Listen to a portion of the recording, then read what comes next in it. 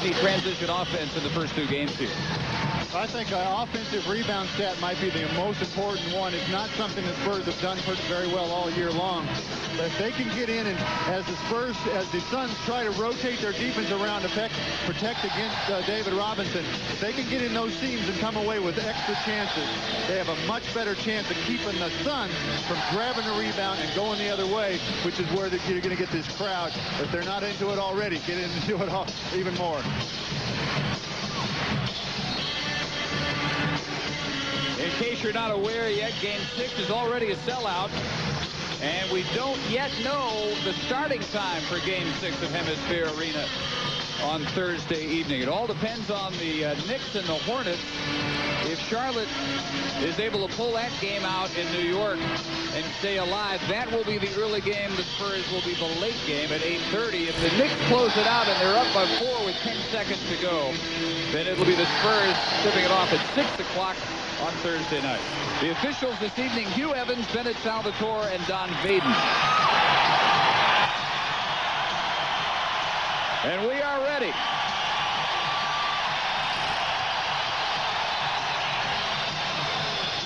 San Antonio controls.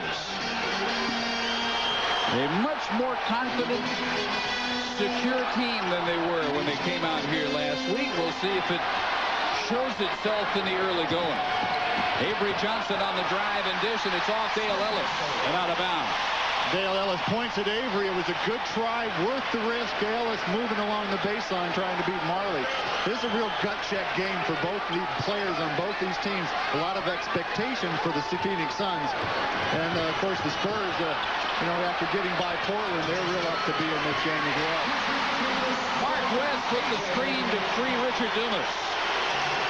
The Suns fans continue to say, well, why can't these guys put anybody away? They struggled all the way to overtime of Game 5 of the Lakers series.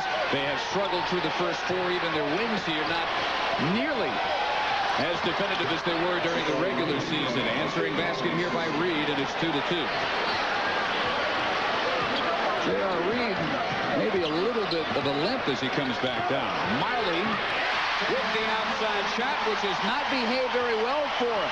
38% in the playoffs, and it's 4-2. J.R. Reed still limping as he's coming down the court. He's waving off that he's all right. Not sure what happened. Colby, what were we saying about unforced turnovers? That's twice in the first 3 possessions. Exactly what they needed to get away from. And you see David Wood check in, and John Anderson check on that ankle of Reed. Boy, it's an epidemic. First Antoine Carr, although this doesn't look nearly as serious as it was for the big dog, and now JR getting checked. It looks like it might be more of a groin pull or something, as opposed to an ankle. That last turnover, you got to credit to Dan Marley. He overplayed Elliott. And Barkley misses the lay-in, but a late whistle. And the foul on David Wood, who has only played 1 minute in this series until right now. They're called on in a pinch. We try to get the injury report from Tim Healy on J.R. Reed, and we'll pass it along momentarily. When we get another look at this, if it comes down to a little bit of a contact between Barkley and David Wood, they'll give the call at David. They're going to call a foul on David Wood. Boy, that didn't look like much contact. What a difference home has made for Barkley. 35 points. His best performance yet in the postseason in Game 2. But only 7 of 20 on Sunday afternoon. And he struggled even out here. Game 1, 5 of 21. He can't really figure it out. He says, I just know I'm a better shooter than this. And eventually I will show that. 6-2 Phoenix. Lucas thought his team was much more settled down and wouldn't make these types of mistakes, but so far that has not been the case. Tim Healy with an update now on JR. Dave, we understand that J.R. Reed suffered a slight pull in a groin muscle. John Anderson, the trainer's taking him to the locker room. They're going to look him over and see how he does.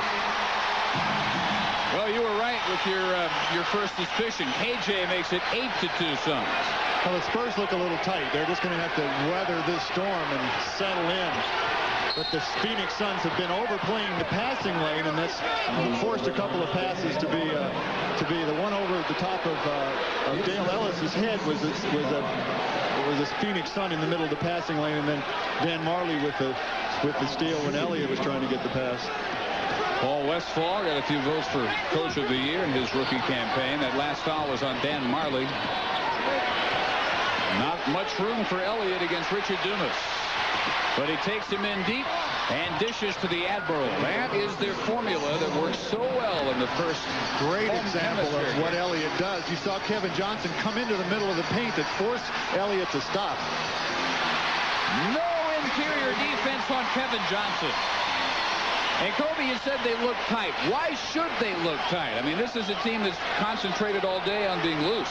Well, these are big games. It's hard not to be excited, and then Phoenix comes out with a little bit different kind of pressure, and you got to go backdoor on this kind of pressure. You got to make a good pass. There's a good example right there of a backdoor play off too close to pressure from Mark West.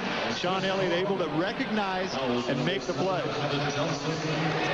And the foul on Kevin Johnson here. Another look. Mark West trying to step out to help Marley. Marley keeps going. West too slow getting back, and of course you see the weak side defense coming across, but it's too late. It's Dave Slam.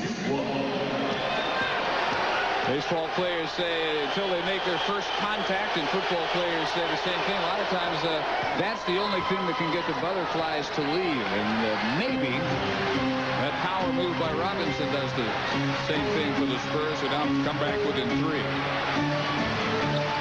Dumas forced to settle for the outside shot. 3 for 11 Sunday after he began the series so impressively. 22 points in the opening game. Elliott again, always looking to drive. 8 on the shot clock for Wood, guarded by Barkley. Robinson with a post-up opportunity as West got lost, and Marley had him down there. Ellis just stepped in front of Marley. Great look from David Wood. Elliott takes a turn on KJ. In deep, Dumas. And controlled by Robinson, who had 16 rebounds in game 4. Averaging 13 for the playoffs. Kevin Johnson that time actually respecting AJ's outside shot. 3-pointer David Wood. There's a guy who's ready to play. Boy, I'm talking about short notice. He was ready. I don't think he expected to get in as soon as he did. He probably does expect to get this type of foul called on with any kind of contact, and that's his second. Just a little bit of technique right here. David Wood anticipating the drive. It's a little bit slow squaring up. And that's a lot of that is just technique, whether or not you can fool the official that you were there. Because Barkley's going to put his shoulder into you. You just got to make it look like you were there. And a lot of that is just defensive technique. Barkley's shooting slump has dropped him from number 2 all-time in playoff field goal percentage, where he was before this postseason, all the way to 5th all-time. The 7 steals, though, indicated to John Lucas that he had to get the pace a little faster. They were just too predictable in their half-court set, and sure enough, after trying to stay away from a fast pace in game 1, not only did the Spurs set it, but they basically ran the Suns out of the gym in the Two Hemisphere. Not many would have thought that possible. Elliott's leaner is short over Marley, who held him off. And here's KJ, 3-on-3 to Dumas. And he lost it out of bounds after bumping with Ellis. David Robinson furious at the official. Mark West had him locked up. Looked like he had an offensive rebound opportunity when Elliott shot the ball the last time down. Mark West just had hold of his arms.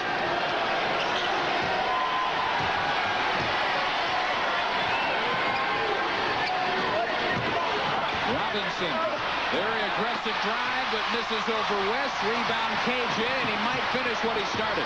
Leaves it behind him for Dumas for the steal. And it's 6 points for Richard Dumas. The steal of a second-round draft pick out of Oklahoma State. Reed apparently is okay. He was set to come back in as Avery Johnson connects from the corner. Reed will, we presume, come back in at the next dead ball, and we're due for an automatic timeout soon. Robinson flopping, hoping that was charging on West. It wasn't. Dave stood his ground, took the hit, gives Dave an idea of what they're going to call. Hopefully they'll stay consistent with that. I think he would rather play with that much contact.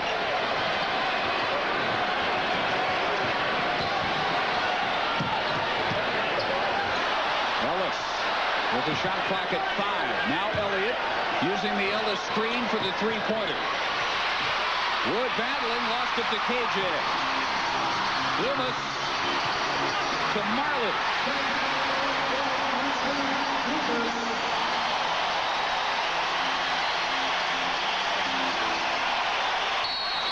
And the Spurs get a timeout. Lucas's team back down by 6 after they had tied the game at 12 with 5:51 in the first quarter. We return after this from Southwest Airlines. Would be very important. You see, J.R. Reed has returned to the bench. Antoine Carr didn't start because he sprained his left ankle in game 4. So that number 4 spot is a significant problem for San Antonio here tonight. They're not going to get it off. 1 second on the shot clock, and David Robinson fired a bullet pass out of bounds. That's the 4th San Antonio turnover. Now, for all of you who missed the early 3 turnovers, they happened exactly the same way. Diagonal cross-court passes right out of bounds. Down to Charles Barkley, who hasn't scored from the floor yet. He does have 4 points from free throws. Dumas misses. Robinson with a rebound. In the early going, we have not seen any threes attempted at either end of the floor. Sean Elliott and Ellis must get the shot attempts tonight. We said that in game 1 and 2, they only had 17 shots a game. And here in games 3 and 4, when they opened up, they averaged 28 shots. So look for them to handle more this evening. In case you're joining us late, you see New York won that series with Charlotte. And in the second quarter, game going on in Seattle, Seattle handling Houston. Those 2 teams are tied at 2 games apiece, that game being played in Seattle tonight. And now Ceballos comes into the ball game for Richard Dumas for the Phoenix Suns. Leading in this game 20-14, 5 minutes to go in the first quarter. That foul just a moment ago on Charles Barkley. Phoenix consistently switching down on any baseline crossing. Powerful drive by Dan Marley, and he has 6 points early. Well, he has his work cut out tonight because he's going to be chasing Sean Elliott. And then also, they need him to pick up at the offensive end of the floor. He has been struggling in the 4 previous games. Suns on a 10-2 run. Suns defense has been intense early tonight. Not true for San Antonio. Avery Johnson from the corner. Avery's hit 2 now from the corner.